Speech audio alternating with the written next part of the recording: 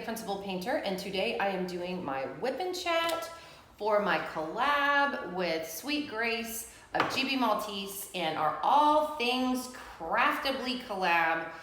Yes, I know I am a day late, and I very much apologize for that. We closed on our old house yesterday.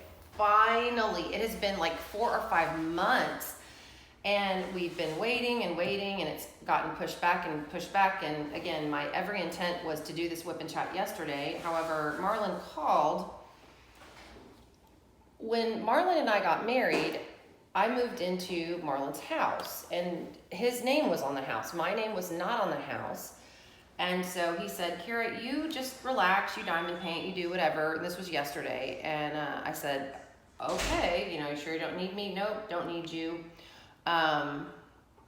So, I'm basically in yoga pants with my hair on top of my head. And then he calls me and said, Kira, we need you here within 20 minutes. He said, Texas is, essentially it's a joint property state. So when you get married and you've been living in a place for long enough, they consider the spouse, even though their name is not on the property, to, have half of the property. So I had to go sign on the closing of the old house. So I'm literally throwing my hair in a baseball cap and jeans and a t-shirt. I'm like, I cannot believe I'm going to a closing looking like this, but they needed me quick. So that's what you get when you need me quick. Cause it takes me a little bit of time to process. I got to process. So, we closed, took about 2.5 hours, and then we went out to lunch to celebrate, and I got home, and it was just kind of too late to put up a whip and chat. So I contacted Grace last night, and I said, I know you think I'm the worst collab partner ever. I'm so sorry, but I closed on my old house. And we were paying 2 mortgage payments for like 3 months, and I'm going, I'm done with this. If this closing doesn't go through, you tell those people we are putting the house back on the market. I'm not paying 2 mortgage payments for forever. Fortunately, Marlon is a saver. I am a spender, as all of you know. So he had planned for, he had a contingency plan for if something didn't go through, and, had been putting money away in savings and stuff. So we were fine. But if it had been up to me, I would have been, yeah, let's buy diamond paintings. Let's go here. Let's spend on this. And, every time we got a little bit of a windfall, he's like, no, Kara, it's going in savings. Well, that's no fun, saving. But believe me, when you get to a situation like this, it is fun because you're not like dying and, eating ramen noodles and macaroni and cheese to make it for the rest of the month. So closed yesterday, and so that is why I did not get my whip and chat up yesterday. It's so funny. I was telling Marlon today, since I retired, everyone's like, oh gosh, what are you going to do? Are you going to be so bored? I have not been bored one day since I retired. I went to the grocery store today because, yes, I am cooking dinner tonight for my sweet hubby. And the girl at the checkout line was like, are you ready for back to school? I said, nope, sure am not. And she just looked at me. I said, I retired in May. And she's like, oh, what did you teach? And I said, oh, 4th grade and, what have you. Got back into the fact that I was a principal. And she was like, oh, I bet you're so happy. And I said, I am, but I'm going to miss the kids on the first day of school. I promise you. I will be sitting here going, this is so strange. I drive by schools and I'm seeing, the parking lots full with the cars of the staff members. And it feels a little strange. Again, not in a bad way, and I get over it real quick. So I hope everyone is doing great on this Thursday. I promise next Wednesday I will get my whip and chat up. Everything major that we've had to do is done, and so I will be making sure and making it a total priority to make sure that my whip and chat gets up. So again, I apologize for not getting my whip and chat up yesterday. That will not happen again. Because again, I'm a person that if I make a commitment, I'm going to commit to it. And again, our collab is All Things Craftably. If you have a craftably item, any type of item, You know, I know there are other collabs going on, but if you are doing a Craftibly item, whether it's a partial painting, special drill, special project, full drill like I'm doing, I am doing Java Joanna. Hope you can see this. I don't know if you can or not, but I'm just going to put it down on the drill field because Marlon said he focused on the drill field. But that's the painting I am doing. I'm loving every minute of it. Love this company so much. So when Grace so sweetly told me that she would participate in a collab with me, we decided to do Craftibly because we're both Texas girls and just decided to spotlight this company. I am an affiliate with Craftibly. You can use my discount code KARA15 and get 15% off of a purchase of $50 or more at Craftibly. And Kara is spelled C-A-R-R-A, so C and 2 R's. I know Kara is spelled in a variety of ways, so I always point that out. I will have my affiliate link down below.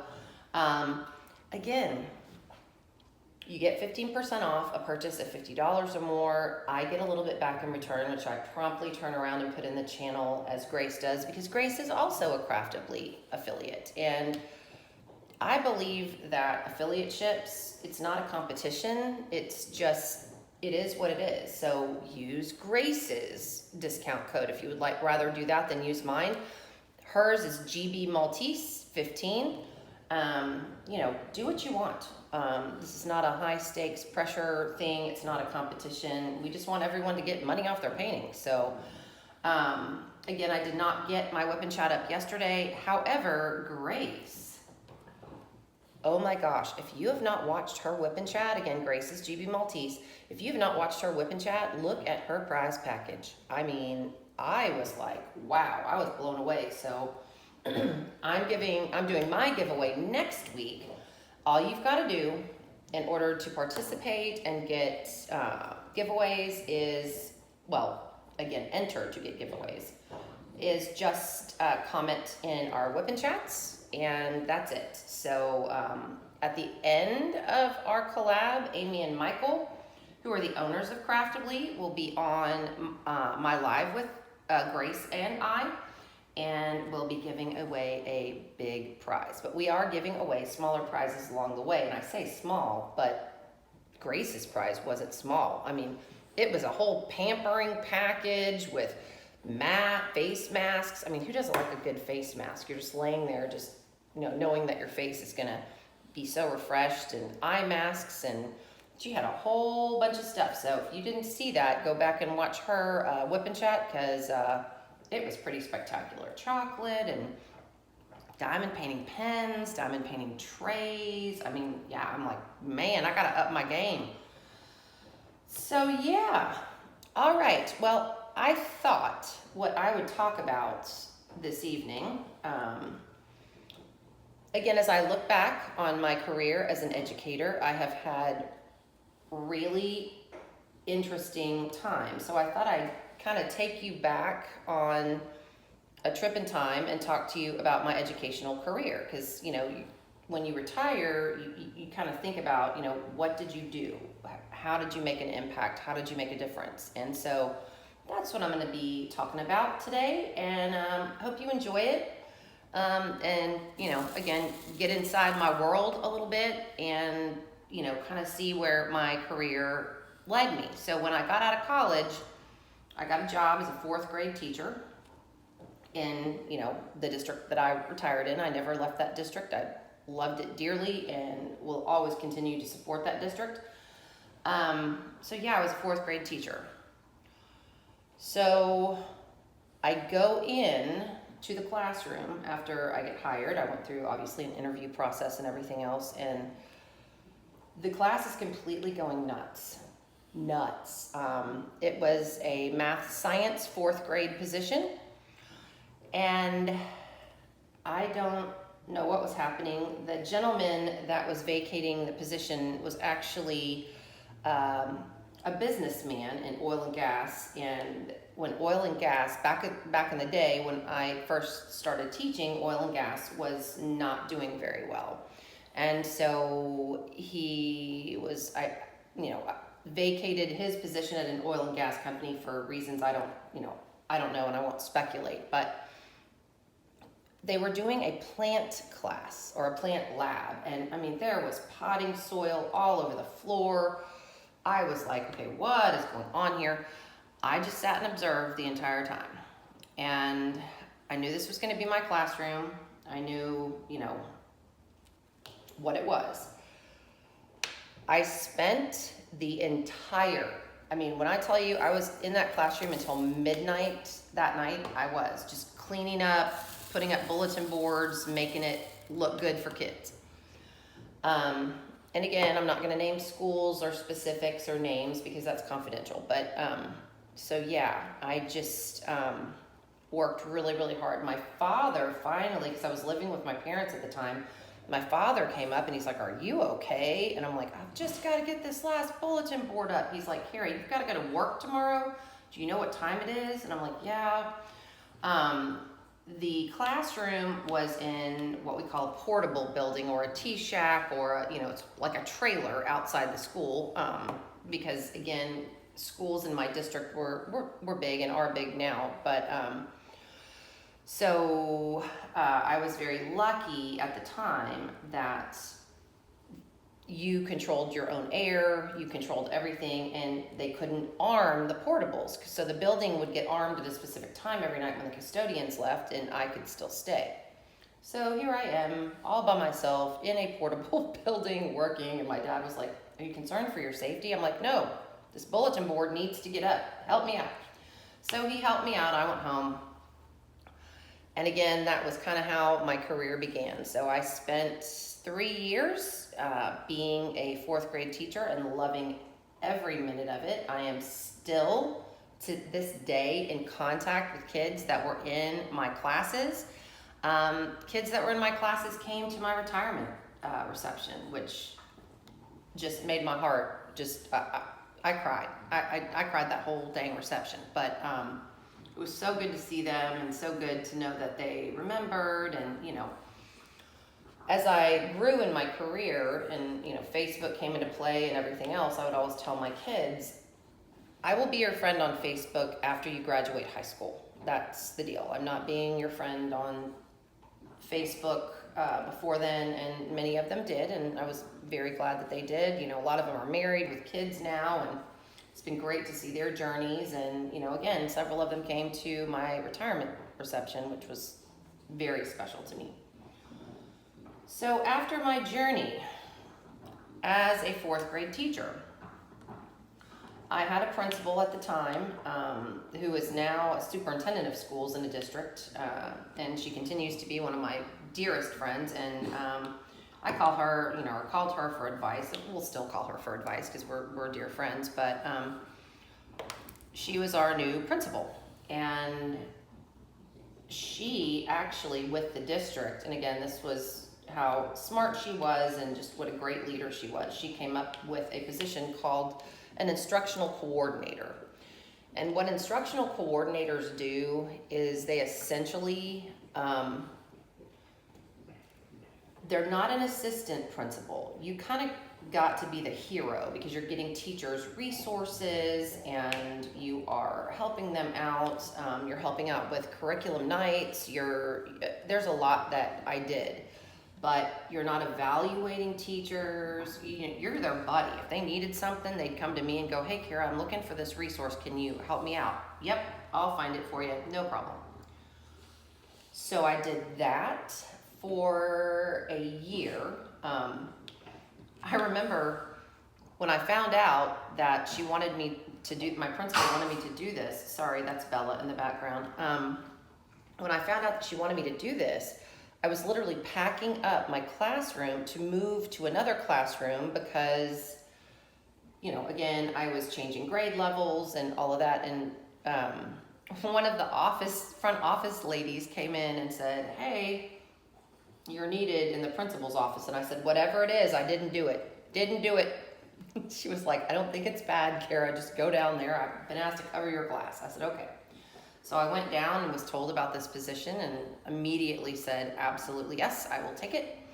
And had the best time with that position. Now, the strange thing about that position was on the first day of school, and this was the very first time I was without 22 little faces looking at me, and that tardy bell rang, and I thought, this is so strange. Like, I don't have kids in front of me, and I miss them terribly.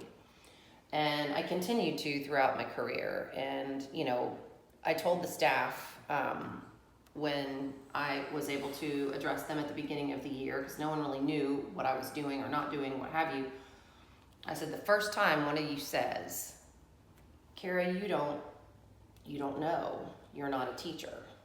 I said, I will cry, because I am a teacher and will always be a teacher. And I have had that philosophy throughout my entire career. So did Instructional Coordinator for a year or two. I mean, again, it's been 30 years. The years are kind of blending together. And then our assistant principal at the time left to go to another district as a curriculum director.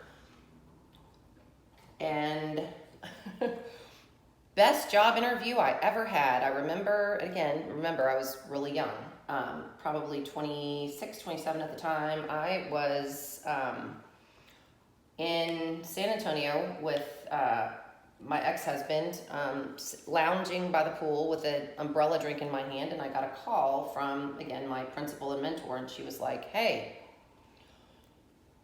the AP is leaving for another district. How would you like to be the AP?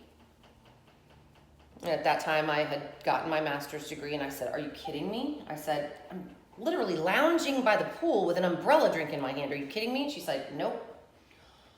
I said, okay. So that was how I got my AP job. Again, best interview ever. I mean, you know, lounging by a pool. So became the AP.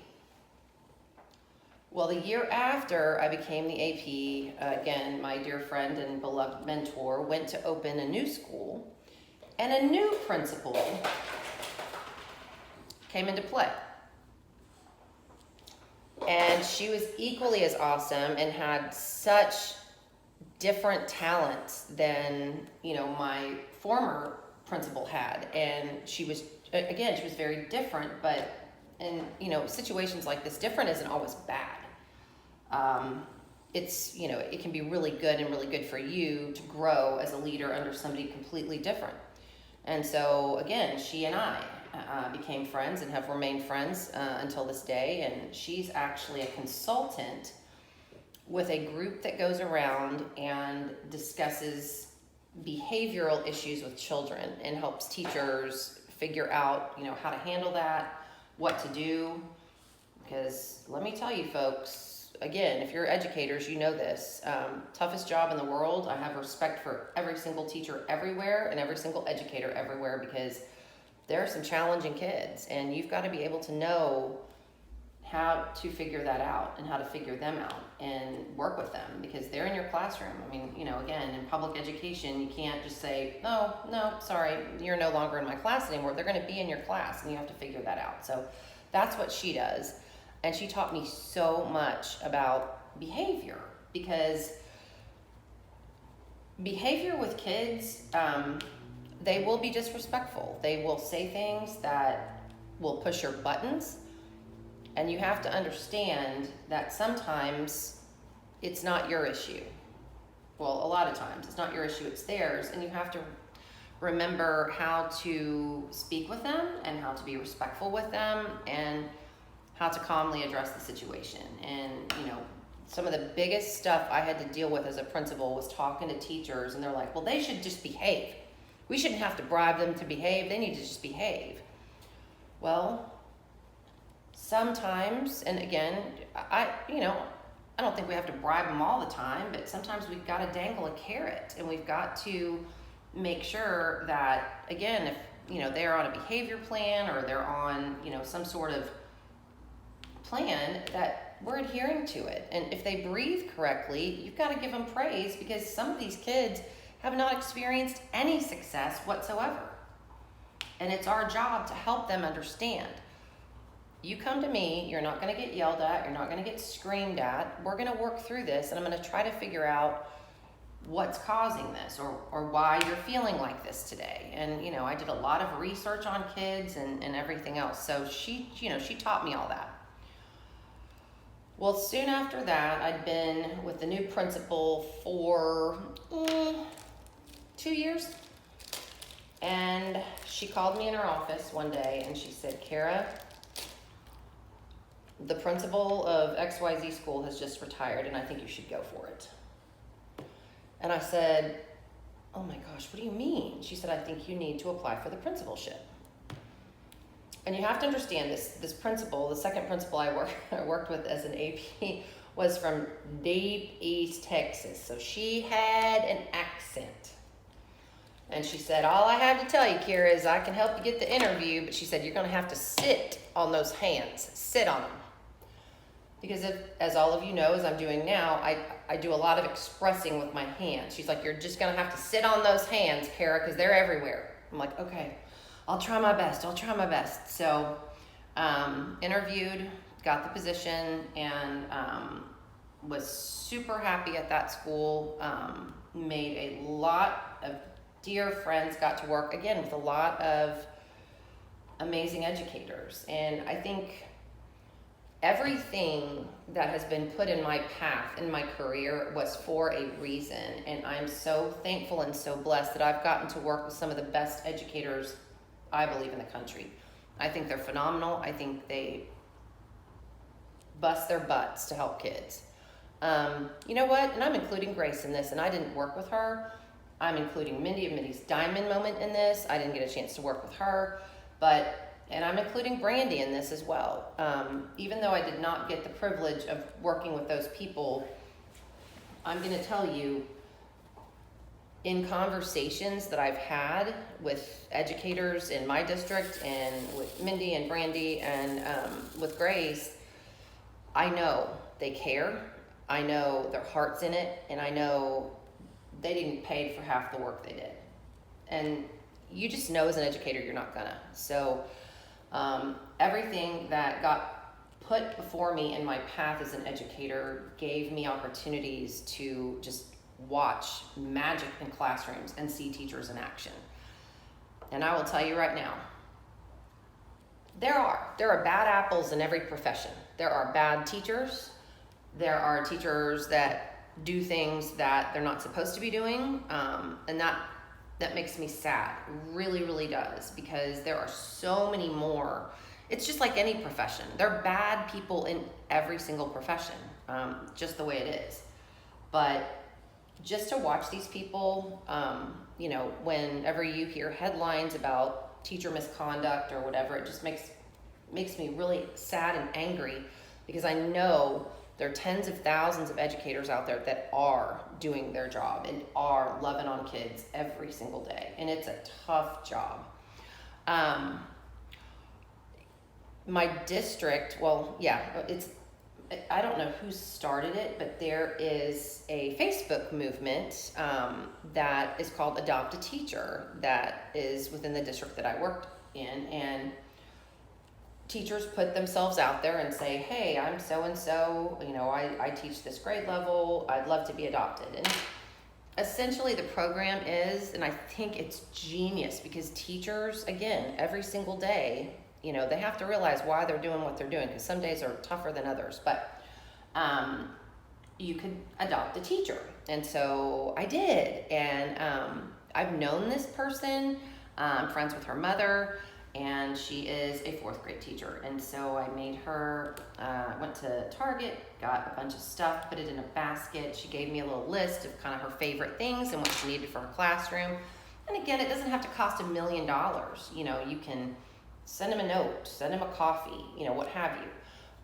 So I put together a basket for her, and tomorrow is the day that the teachers go back. And I'm gonna take her basket up to school and surprise her just on her first day back, and just say, welcome back. It's gonna be an awesome new year. I can't wait to see the things that you're gonna do with kids. So, you know, it's often tough for teachers to go back the first day after summer break, and, you know, they do work during the summer, but, you know, it's a time for respite and for them to rest up and get ready for the school year. So I'm sure it's tough for some of them to go back, but we try to as adoptees, or adopters, not adoptees, adopters tried to, you know, make their school year a little bit better, and just, it's just positive, and it's, you know, a great way to just say, hey, I appreciate you. So, you know, every month I will try to do a little something for that teacher. So, okay, so back to career.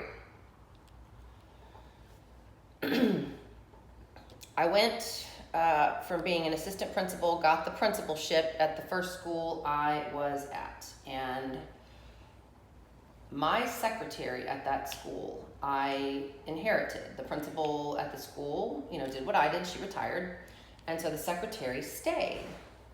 And she was phenomenal. I mean, again, I have had such great luck with secretaries in my entire career. Secretaries have just been amazing. I've never had a bad one, never. And I still remain in contact with all of my secretaries to this day. I've watched grandchildren, you know, being born. I've watched, you know, marriages, all kinds of stuff. And because again, when you're a principal, your secretary is your lifeline, and they can dodge bullets for you and, you know, help keep you together. Kara, don't you have a meeting when you have a long-winded conference going on or what have you? But I'll never forget the first day, and the principal that was retiring stayed with me at the school and kind of talked through, you know, this is the staff, this is the PTA, this is the this, this is the that, and that was extremely helpful to me, and I loved it. But there was one Friday when she said, Kara, this is it. This is my retirement date, so I'm not going to be here on Monday. So I walk into the office the next Monday. She had cleared out the entire office because most of the office was her furniture. All that was basically left was a desk and a credenza. And I thought, okay, I'm gonna have to get some furniture. I'm gonna have to decorate this thing. And I cannot decorate my way out of a paper bag. I just can't. But I did the best that I could anyway. And at that very moment, my secretary brought in my letterhead and my business cards and said, look, she was so excited. Look what's here. It's your letterhead. It's your business cards. Oh my gosh, it's got your name on it. You know, and I'm like, I seriously, at that point, I thought I was going to have a panic attack. And I actually did. I kind of put my head between my knees and I said, I think the superintendent has made a grave error. I don't know what the school board thought they were doing, naming me the principal, but this is crazy. I don't know. I just don't know, because when you're an assistant principal, you can always go to your principal to ask questions, and if you're gonna make a big decision, you always have someone to knock it around with. Or, you know, if you have two assistant principals at your school, you can go to them and go, hey, what do you think? I'm thinking this. When you're at the top and you have a decision to make and you're gonna impact, I mean, I had 1,000 kids at the school, 2,000 parents. That's 3,000 people that you're impacting. And you really, because you can't call your boss. My boss was at the administration building. You can't call your boss every day and go, what do you think? What do you think? And, you know, you're a leader. You gotta do this. But with that on your shoulders, as I hope this is the right decision because I'm impacting a whole lot of people, I was losing my mind. I was like, and my secretary, and, you know, and again, she still contacts me on my birthday, wishes my kids happy birthday, remembers the date that my mother passed away. She's a gem. But she just looked at me and she said, Kara, together we can do this. And I just felt an overwhelming feeling of peace. And, you know, I said, but what if I screw up? And she said, then we'll figure it out together, and we'll figure it out, and it'll be okay. No one's gonna, you know, hang you up to dry if you make a mistake. She said, you're gonna make mistakes. It's your first year as being a principal. And I, you know, again, you're breathing in and out. I'm supposed to be the leader. I'm supposed to, you know what I'm doing. And I'm thinking, I don't know what the heck I'm doing. I did. I wasn't giving myself enough credit, but at the same time, it was very daunting. So was at that school for 3 years. And in the middle of that, they had what we called rezoning meetings. And rezoning meetings, because again, we were a fast growth district, we had these meetings where all the principals would go and, you know, this could impact this neighborhood and nobody wants to leave their school and go to a new school and all of that. So I just went to a couple of meetings. My school was not being impacted at all by this particular rezoning or redistricting, whatever people call it in different areas. But I just went to just learn more about it. And we all got a binder.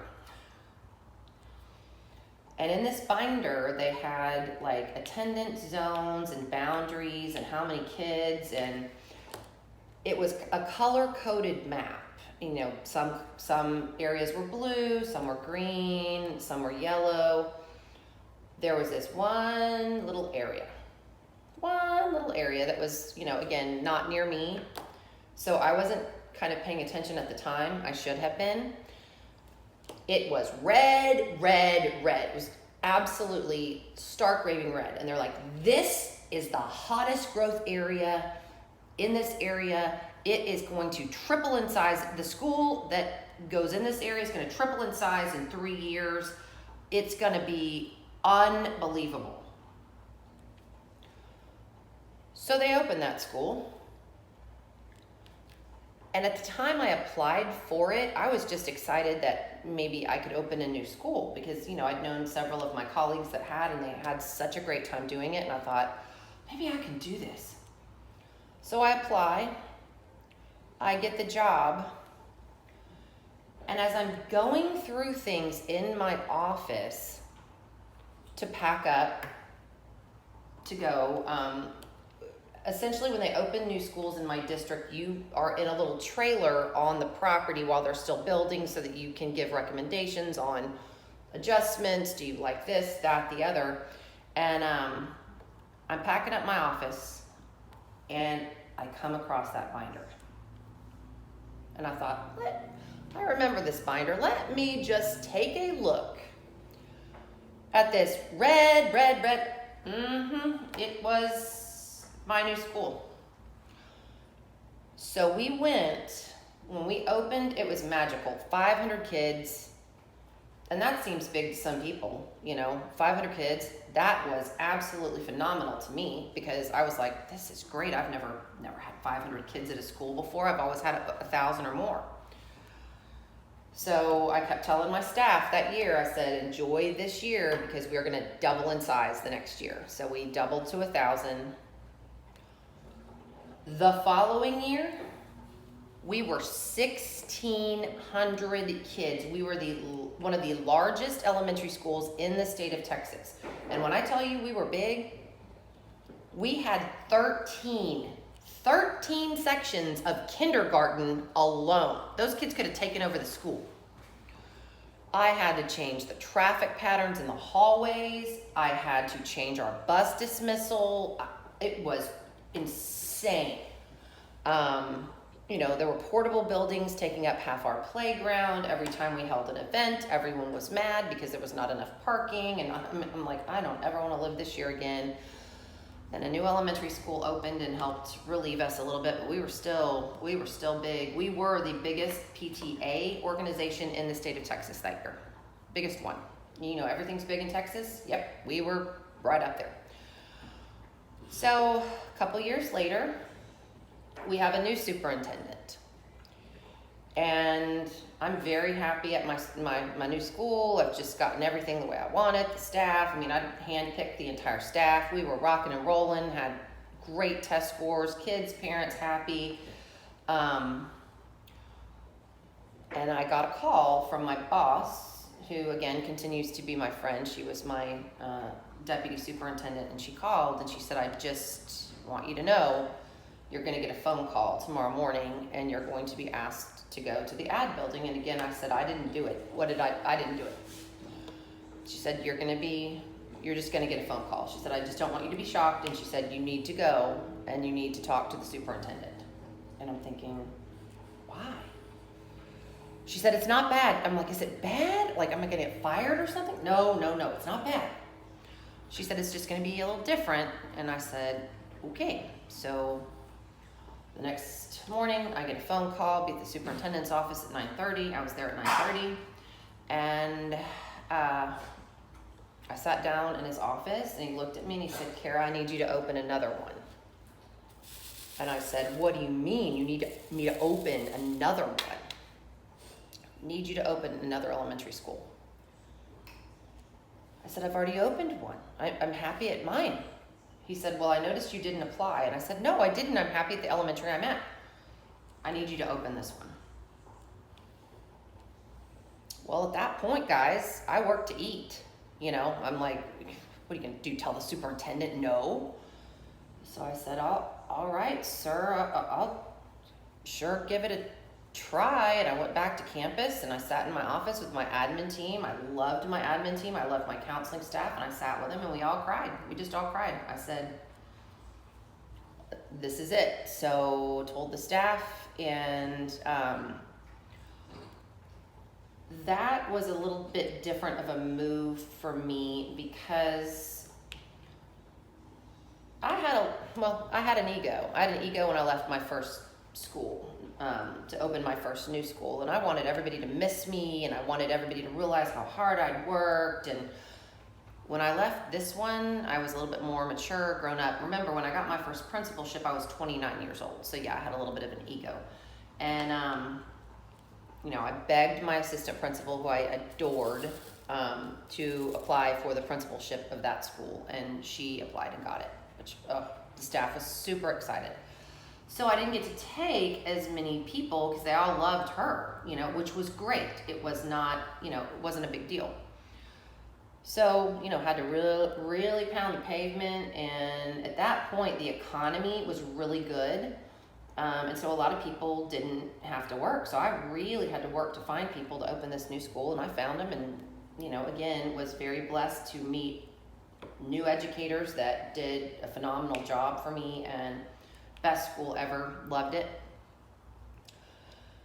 And then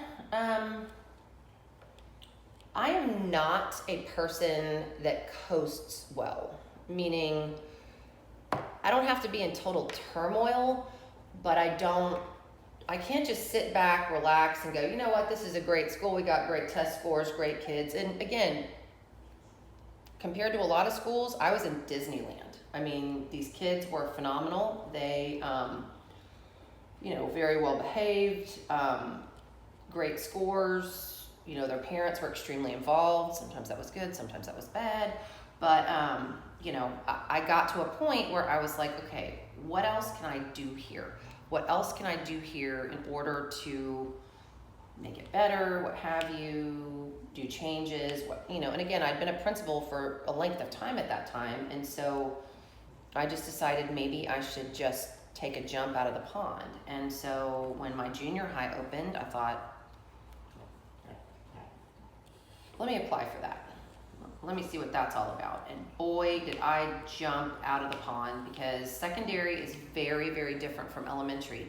And I'm not saying that because secondary teachers work harder than elementary teachers. I think everybody has an equally hard job. But it was just different. Schedules were different. You know, the master schedule was crazy different. I'm like, well, why can't we just give this kid this schedule? Well, you know, it's junior high, so they have 8 class periods. Well, he wants to be in the band, and the tuba players only have their class at 6th period, and he wants AP science, and that's only here. And, you know, I'm going, oh God, I mean, the master schedule is like an amoeba. You know, you can fix one thing and then 2 more tentacles pop out. So that was a learning curve for me. But yeah, I spent the rest of my career at the junior high level. I didn't really have any aspirations of going to a high school. And I just, at the time that I retired, I thought this is the perfect time. I've had an amazing career with amazing kids that, you know, I've been so blessed with my district and so blessed with everybody I've gotten the chance to work with. And again, they're some of the greatest minds I've ever worked with. So that's kind of my career journey. I have a million funny stories about kids and about stuff, goofy stuff I've done, and, you know, I'll give you a couple. Well, you know, Brandy's already talked about fart spray. We had to deal with fart spray. At junior high, got to deal with dress code because, yeah, some of the kids want to really dress in not so appropriate ways. So I'm like, you know, I just say boobs, bellies, butts. Don't want to see them. Cover it up. We had to deal with that. Hoodies, earbuds. You know, you kind of become the police of stuff. And I'm like, I don't want to be the earbud police. Elementary's kind of a different animal. You know, these little ones are just so super sweet. You know, I remember walking by a computer lab at one point, and a kid came up to me and said, Miss, you gotta come in here right now. And I'm like, oh, okay, you know, probably first graders. And I walked into the lab, and he said, there's a big problem. And I said, what's the problem? He said, and he pointed to a kid, and he goes, he said the F word. And I said, what? He said, yeah, he said the F word. And I said, really? I said, whisper in my ear. What did he say? And he said, no. I said, you're not going to get in trouble. Just let me know what he said. And he said, damn. And I looked at the teacher and went, yeah, we're working on letters and sounds next week, lady. We're working on letters and sounds. Then there was the time I got on the PA system, and y'all are going to laugh at this. You know how when something is coming out of your mouth and you realize it's not the way you were intending it to be, and my entire staff was cracking up laughing. So in our computer lab back in the day, we did not have digital mice, you know, like this, a mouse, right? These are digital. Back in the day when mice first came out, they had a little ball bearing in the bottom of them, and you could screw off the bottom and take the little ball bearing out. Can you tell where this is going? Can you tell where this is going? Well, kids kept opening up the mice and taking that out. And I had it one day. It was just, you know, sometimes, again, when something comes out of your mouth, you realize probably shouldn't have said that. I get on the PA to the entire school. You know, this is going on. And by the way, I am so disappointed. And I would like to, you know, whoever is taking the mice balls out of the mice to stop it. Oh my God, the front office is falling out laughing. The teachers are falling out laughing. They're running into the office just like doubled over, laughing so hard. And I thought, that didn't come out the way I intended. So there's a couple of funny stories. All right, I am going to end this whip and chat right now. I will be back next Wednesday. I promise. You have my word. I'm not gonna, you know, again, close on my house again. So that was a really big deal, and I had to make that a priority. But not that this is not. Please make sure for this collab that you are posting your pictures on Instagram. Hashtag all things craftably 21. I have seen, it's been so much fun to see your starts, see your pictures. I look every day, and more people are joining. That is awesome. And again, all you have to do is be working on it craftably. If that lends itself to another collab, feel free to join both. We're not trying to make this hard. I know Grace's Whip and Chat yesterday had a question for you to answer down in the comments. I don't have a question for you this week because I am just doing a whip and chat, but I will next week. Next week is my turn to give away a prize or prizes. I will be letting you know what those prizes are next Wednesday when I upload my whip and chat, and you will have to watch the whip and chat to see what question I'm going to ask. Again, it's not going to take rocket science to answer it. We want to make it easy, and so that is what is going on. So post your pictures on Instagram. Make sure you comment on Grace's whip and chat from yesterday, GP Maltese, and she is giving you a week to respond. So she did her whip and chat yesterday. You have until next Wednesday to respond, and then she is going to announce the winner on her whip and chat next Wednesday. I will announce my prize next Wednesday, and then the following Wednesday, I'll announce my winner. And that's how we're gonna go back and forth throughout the month of August. And then the last Monday is going to be my live. I go live every Monday at 6 o'clock Central PM. And Michael and Amy will be on, and they are going to be announcing their big giveaway. Thank you so much, Craftably, for being a sponsor of this event. It has just grown and grown. It's so much fun to see, you know, again, everybody's progress, everybody joining. You don't have to have a start August 1st to join us. I know people have been waiting on their kits. If you got a kit yesterday, join us. You know, if you get a kit today, join us. It's not a problem. We're not making this hard.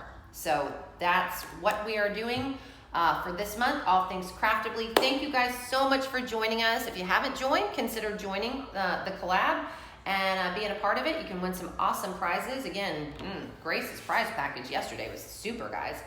Okay, I'm gonna let you go and leave you with this. In a world where you can be anything, be kind. This is the Principal Painter, and I am signing off.